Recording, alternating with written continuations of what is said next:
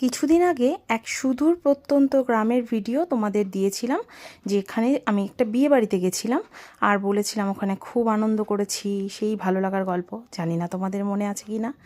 তো যাই হোক, অনেকেই ভিডিওটাতে অনেক ভালোবাসা দিয়েছিলে আর অনেকেই জায়গাটার নাম জিজ্ঞেস করেছিলে। জায়গাটার নাম হচ্ছে চরপানপাড়া। তো সেখানে সবজির ক্ষেত থেকে আমি সবজি আনিনি, এটা ঠিক কথা।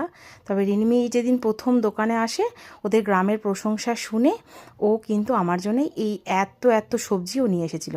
এই দেখো, আমার ভীষণ খেতে ইচ্ছা হয়েছিল লাউ পাতা, সেই গল্প ওর সাথে একদিন শেয়ার করেছিলাম।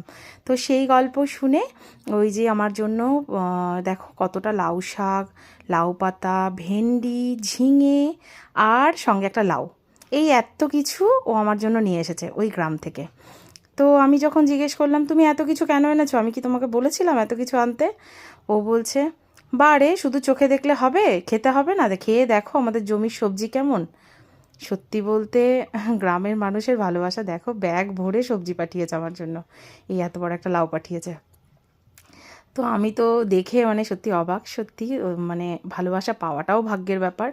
ও ভালোবেসে যত্ন করে আমার জন্য এগুলো নিয়ে এসেছে অত দূর থেকে। তো তাই ভাবলাম তোমাদের সাথে একটু শেয়ার করি, যেহেতু তোমরা অনেকে অনেক প্রশংসা করেছো ওই গ্রামটার, অনেককেই আমাকে বলেছো। আর এদিকে তো এটা একটা রকম ভালোবাসা, আরেকদিকে দেখো আমার বান্ধবী কী লোভনীয় জিনিস আমার জন্য পাঠিয়েছে। এটা হলো কুলের আচার, ও বাড়িতে বানিয়েছে আর আমার জন্য ভালোবেসে এক কৌটো আচার পাঠিয়ে দিয়েছে। এই যে আমার খুব পছন্দের। তো এই পর্যন্তই, টাটা।